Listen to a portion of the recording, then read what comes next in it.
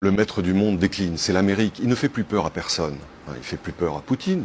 J'ai pas besoin notre ami nord-coréen tire des missiles tous les 15 jours. On voit Erdogan qui montre les dents face à la Grèce. Parce que le maître du monde qui faisait peur dans les 30 dernières années, l'hyperpuissance américaine, après la chute du mur, on voit qu'il décline. Le retrait calamiteux d'Afghanistan, Biden lui-même et ses errances, la division du pays, l'élection de Trump, tout ça fait un pays qui est entravé. Donc à partir de ce moment-là, si vous n'avez plus le leader du monde, vous n'avez plus de mondialisation. Parce qu'il faut un leader mondial pour définir les règles mondiales, pour faire la police au niveau mondial, pour définir la monnaie mondiale. Donc vous dites que la mondialisation, c'est fini. La mondialisation telle que nous l'avons connue depuis la chute du mur, c'est-à-dire depuis 30 ans, c'est fini. Ce qui se passe derrière, probablement, c'est mon pari, je dirais ma spéculation au sens le plus noble du terme, c'est que le monde va se réorganiser en zone d'influence, une zone chinoise. Alors, attendez, on y vient. Une zone d'influence chinoise, zone d'influence américaine, zone d'influence probablement liée au retour de l'Empire ottoman autour d'Erdogan. Évidemment, zone européenne, qui est liée à la zone américaine, parce que c'est le monde occidental dans une définition large. C'est au sein de ces zones que la relocalisation et les délocalisations vont se faire. Quand tu dis friendshoring, chez les amis, c'est avec les pays avec lesquels vous partagez les mêmes valeurs et vis-à-vis desquels vous n'avez pas la crainte de voir les flux d'approvisionnement coupés, comme on l'a eu pour les vaccins, comme on l'a eu pour les masques, et comme on peut l'avoir demain. Oui, mais ça limite quand même pas mal le commerce, puisque par exemple, vous dites qu'on va plus converser avec la Chine, par exemple. Je pense que si vous voulez, il est désormais... La Chine a besoin de nous, on a besoin de la Chine. Oui, mais on entre dans un monde où la logique géopolitique prévaudra sur l'économie. C'est déjà le cas. Les entreprises qui étaient en Russie, elles ont dû partir, laisser des milliards d'investissements pour des raisons politiques. Demain, ça sera la même chose avec la Chine. Quand la Chine aura envahi Taïwan, on se retrouvera exactement devant la même nécessité qui est de sanctionner la Chine parce que Taïwan est l'Ukraine de la Chine. Et donc, il faudra bien sortir de Chine. Déjà, les Américains se préparent. Ils organisent la construction d'usines de semi-conducteurs parce que les semi-conducteurs sont à Taïwan et qu'on sait qu'on va les perdre.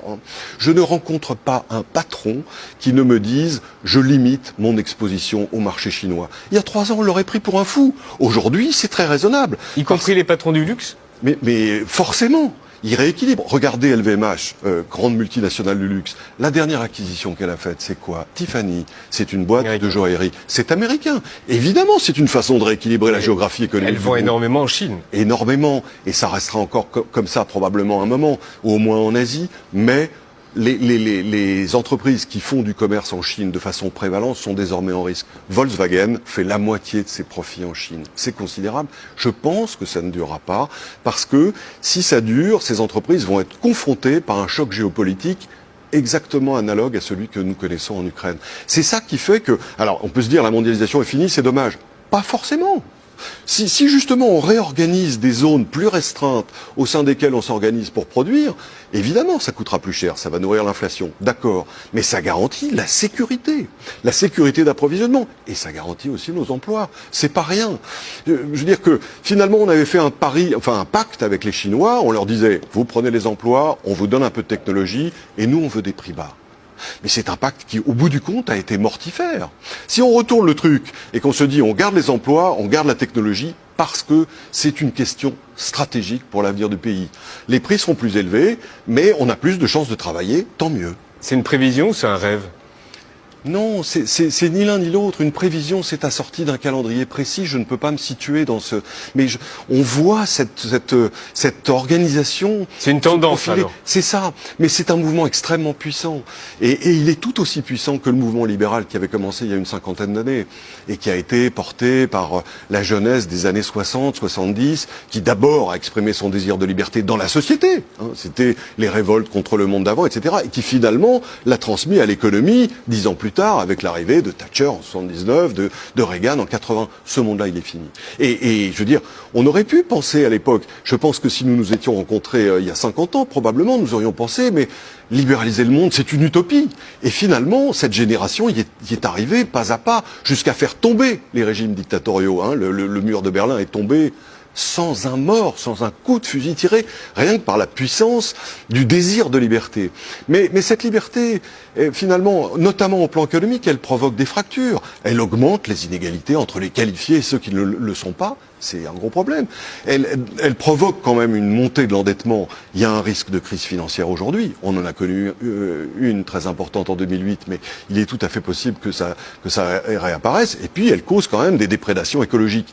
Donc, mécaniquement, la liberté, au départ, elle est très séduisante. Quand elle s'affirme, elle est éblouissante. Et à la fin, quand elle est décadente, elle est récusée, refusée par les peuples.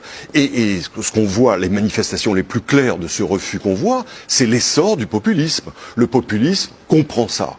Il comprend avant les autres le besoin de protection. Et la politique est un marché. Il s'adresse à ce marché sans les préventions que les élites humanistes traditionnels, les partis classiques ont, et c'est ça qui fait qu'ils arrivent au pouvoir. En Italie, il y a 15 jours, en Suède, il y a 3 semaines, mais je pense que ça n'a qu'un temps. Ça n'est pas fini, mais ça finira, Yann Barthès, je pense. En tout cas, c'est une tendance optimiste et en ce moment, on prend.